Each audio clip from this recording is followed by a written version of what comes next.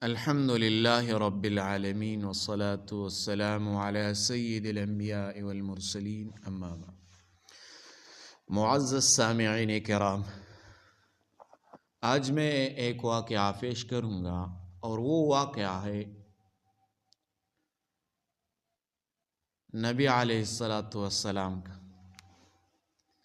واقعہ ہے بوڑھی عورت اور جنت کا واقعہ۔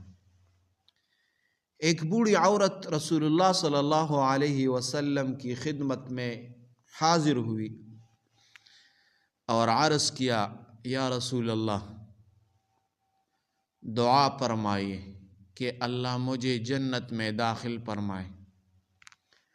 نبی علیہ السلام نے مسکراتے ہوئے فرمایا، جنت میں کوئی بوڑھی عورت داخل نہیں ہوگی۔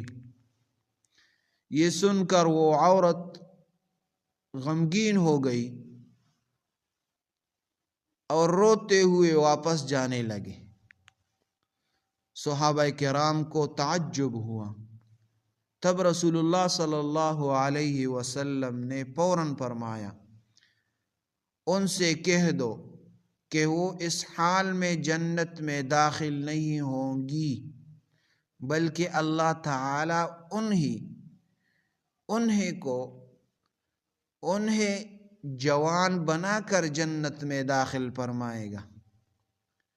پھر آپ صلی اللہ علیہ وسلم نے قرآن کی یہ آیت تلاوت فرمائی، اِنَّا أَنشَأْنَاهُنَّ إِنشَاءً فَجَعَلْنَاهُنَّ أَبْكَارًا۔